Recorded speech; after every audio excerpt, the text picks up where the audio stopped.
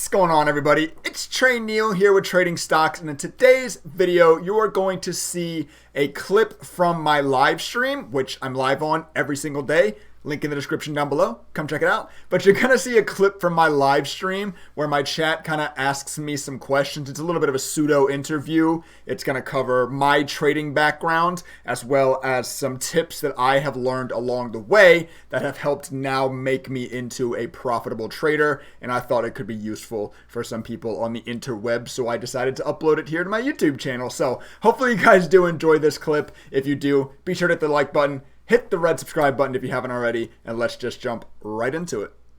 How long have I been trading?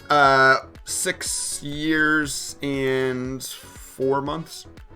I started in summer of 2015.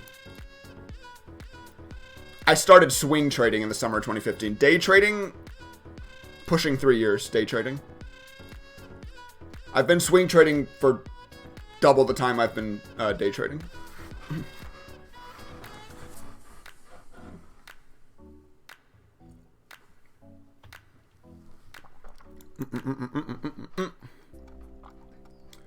How's it been so far?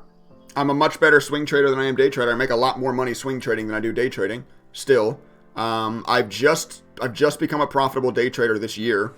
Since January of 2021 and January and February 2021, my first ever 2 back-to-back green months, and I've done well since then too. This is my first, 2021 is my first ever green day trading year so far. I could still fuck it up, I guess, in the last month or so here, but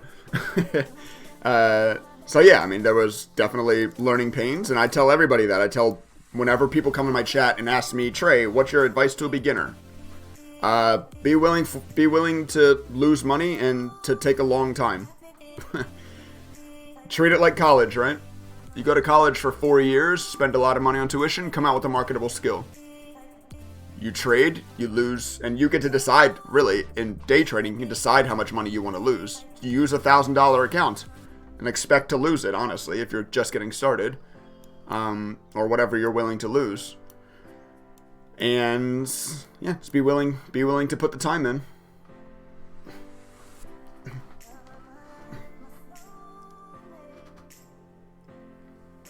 What did you do to become profitable?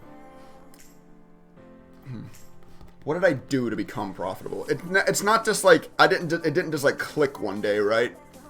I didn't just like wake up one day and everything clicked. It's kind of a culmination of my 2 years previous losing money, right? A shitload of studying, a lot of YouTube videos, a lot of, well, not a lot. I read like a couple books. Trading in the Zone is a really good book, though. Back testing your strategy, that's probably something that helped me the most. When I finally like actually back tested a strategy, that probably is the thing that helped me the most to give me confidence that my strategy has an edge and is profitable. But yeah, it wasn't just like I woke up one day and I was profitable. Like, it's a culmination of a shitload of studying and work.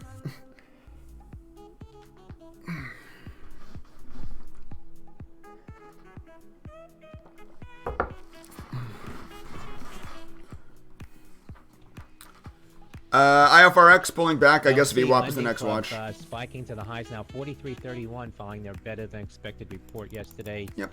43.31. Lending Club here. Close of 31.62. That's Lima. Shirley. What were my weakest links during your inconsistency? My emotions were definitely bad. The days I blew accounts, listen, the days I blew accounts were snowball days. Like, they were awful days, right? They're days like where I hit my max loss and I keep trading trying to make that back, and then I go under max loss and I keep trading trying to make that back. And I'm revenge trading. I'm losing it, and so that side of my mental wasn't very good. I think not having a quantifiable strategy was really poor too. I was trading pretty randomly. Like, I'd be like, oh, I like this dip, I'm gonna long. I think this is gonna bounce. I think this is gonna bounce. You know, you shouldn't be using the word think. right? Like, you should be trading a proven edge. And yes, that doesn't mean you're always going to win. Of course, I lose roughly 40% of my trades. That's not, but it's still profitable with my strategy to lose 40% of my trades. But now I go into a trade knowing I have an edge in this insurance. Like the trade I took here on IFRX. Like, I know, even if I would have lost, I know trading styles like this gives me an edge, right? Trying to think of other answers to that. There was a lot of weaknesses in my game getting started. It's things you got to get used to.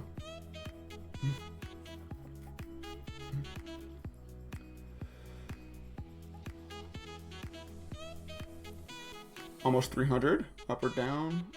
Oh, on KTTA yesterday? Nice. It's emotions, no doubt. Can attest to that? Yeah. You've got to be willing to accept you're wrong, right? Ah, fuck, I'm wrong. Let me get out. Ah, fuck, I hit my max loss on the day. Let me stop trading. I was wrong today. I didn't trade well today. I made mistakes. Tomorrow's a new day. And I know it's not that easy. It's never that easy because you're going to, like, be mad at yourself all day, but don't reopen the brokerage, right? Be mad at yourself offline, right? Because you can hit max loss. If you make mistakes, you hit max loss, it sucks. You're going to be mad at yourself. But once again, the days I blew accounts were snowball days when I kept trading because I was mad. And when you're trading angry, you trade horribly. And like...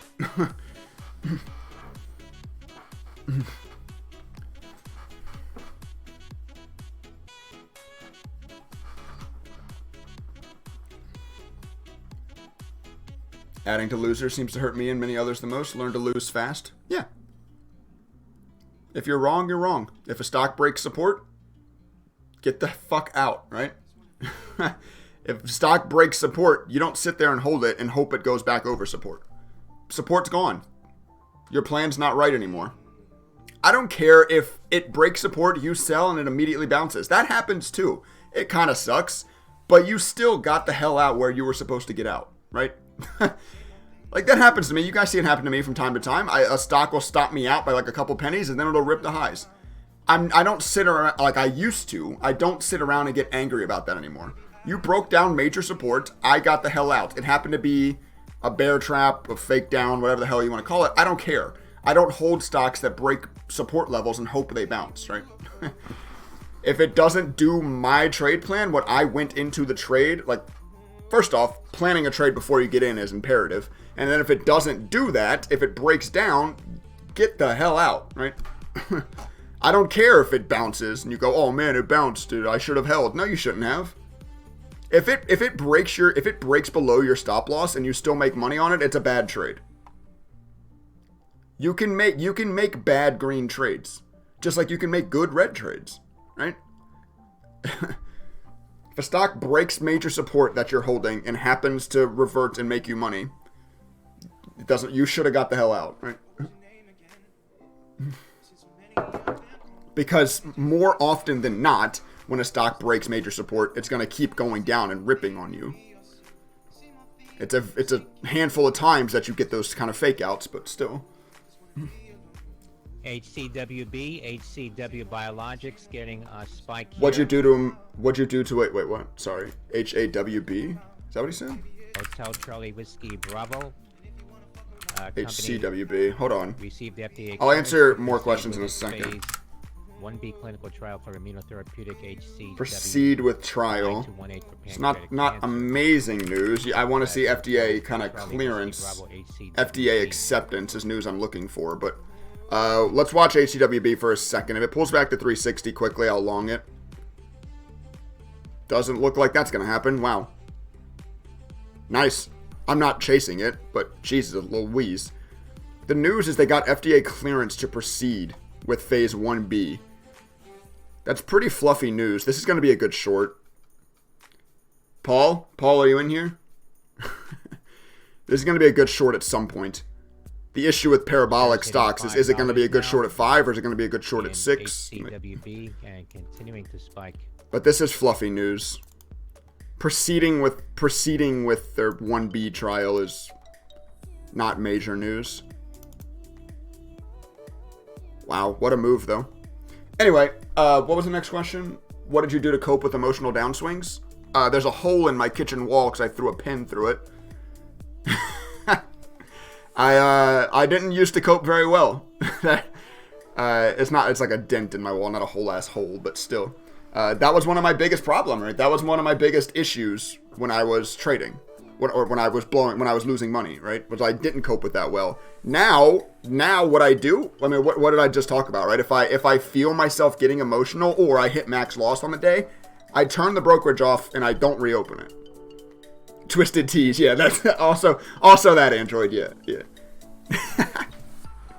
I had one day where I hit max loss, and I went outside and ran my chainsaw for a couple hours. That helped me feel way better. You got to find your own strategies, right? But that certainly helped. If you like running chainsaws, you have a chainsaw, you have wood you can go cut up. That helps me that day. Find coping strategies that aren't continuing to trade, right? That's what I would say for that.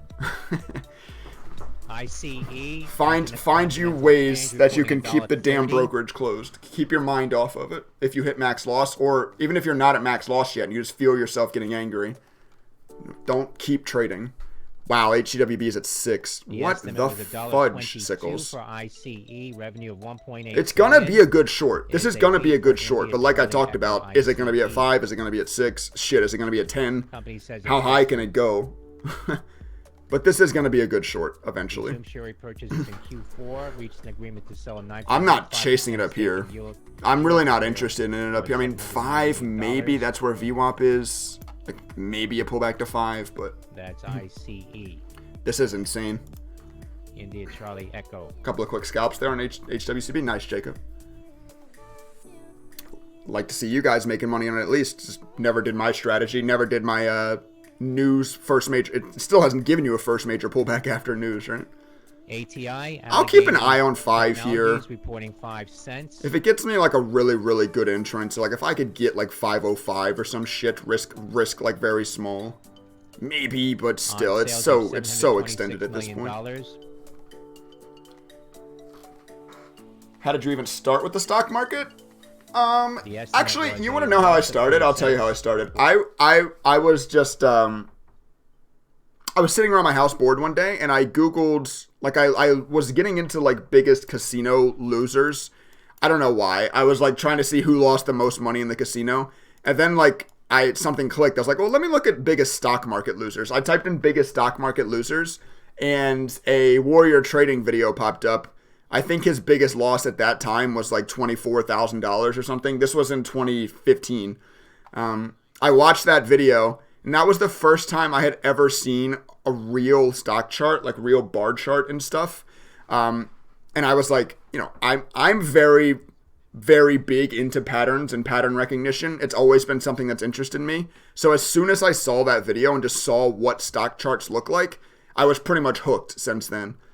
I watched that video, and then like for like 3 or 4 months, every day I would get home from work in the gym at like 6 p.m.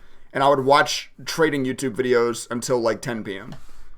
I watched so much YouTube content for like a handful of months there. I got super into it. Ross's biggest loss now is about 250K. Yeah, he's really upped his share size since then. Yeah. $6 billion estimate for Alpha Golf Charlie Oscar EME MCore. MCore reported. I saw Tim Sykes on YouTube. That's how I started trading. Fucking Tim Sykes, man. The estimate was I wonder if anybody's like, I saw Squirrel Trading or Trading Stocks now, but I saw Squirrel Trading on YouTube, and that's how I got started trading. Probably not. I'm not big enough that I would be the first trader you run into on YouTube if you searched anything. The estimate was 64 cents. I mean, we can watch HCWB. VWAP is 540, 550 actually. Keep an eye on the level 2. Do you think everything is achievable with enough ambition and hard work? Yes. I think day trading is more conducive to certain... By the way, Jesus Louises, what the hell? I mean, I'm not even... there was never any entrance on this for me, so I don't care that it's going. I don't feel like I've missed anything here, but what the fuck? This thing is flying. Anyway, I think trading is more conducive to certain mindsets. I think if you have a really, really... I'm stealing this from, I think, what's that capital? SMB Capital. They made like a whole video about this with a professional trading psychologist. But they talked about there's like two mindsets. And for scalping, the kind of trading we do, or I do, you guys trade how you want, obviously. People who with like really, really like quick thinkers, right? Really fast think, and everybody has a different type of mind, but fast thinkers, really on their feet thinkers, they're going to be more conducive to scalping. But in like deep thinkers, the people who are really enjoy like analysis, like deeper analysis, are better like long-term / swing traders. You know what I mean? So there's different mindsets that are going to be easier. So certain people are going to pick it up faster, is what I'm trying to say. But I do think that with enough hard work, and you know, it might take you a little bit longer, it might be a little bit more of a struggle for you. But I think everybody can be profitable. Yeah. Holy shit. Yo, 872. What am I mean, I want to trade this, but it feels so... It's felt FOMO-y since it broke 5. It's at 872. It hasn't given me... Once again, hey, here's a pretty good example, by the way. I'm not just taking random trades on this, right? It hasn't done my proven edge. It hasn't done my strategy, so I'm not trading it. I know, I don't really mind that I just watched it go up 100% because it didn't do my strategy ever. If it would have given me a major pullback, like a pullback here or here or here, I would have taken it. Now, I'm keeping an eye on VWAP and previous resistance here at 630 is what I'm keeping an eye on right now. Watch that pullback towards that. That's just so much of a dip. You would get candle under candle at that point. But we'll see. That's the area I'm watching now. Clip this past hour and upload it to YouTube as your interview. Yeah, I was gonna do that. Yeah. You might see that on YouTube. Yeah. Hi YouTube. Say hi to Twitch. Say hi to YouTube. Twitch chat. Be nice to YouTube.